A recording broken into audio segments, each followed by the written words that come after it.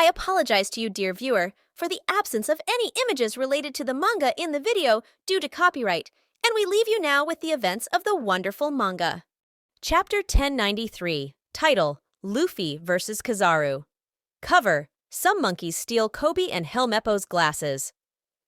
The chapter began with Luffy trying to spin quickly while carrying Kizaru, but Kizaru's expression did not change. He was very calm. The scene cuts to the control room. Vegapunk decides to go to the factory floor with Sanji and Atlas. They want to save Bonnie and change the Pacifista's orders using the power chip.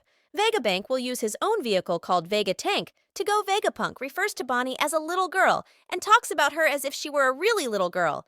Apparently, Bonnie's real age may be younger than we think. Nami, Usopp, and Edison remain in the control room.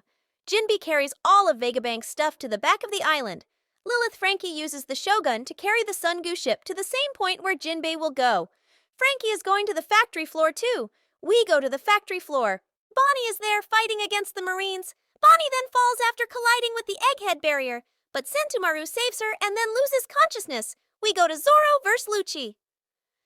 Zoro's swords are blazing with fire and Lucci uses his form to awaken. Kaku does not appear in this chapter. Zoro, at this level you are at, you will not be able to fight our leader.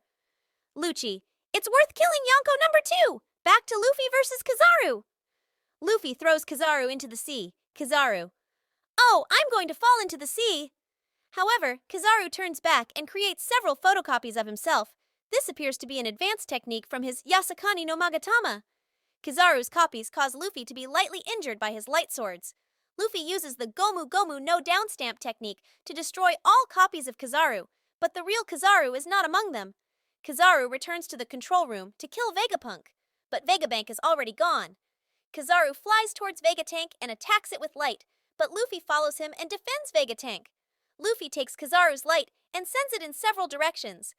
Vegatank arrives safely at the factory floor. The chapter ends with Atlas changing Kizaru's orders to Pacifista, but in the last part the scene changes and we see Saturn staring terrifyingly.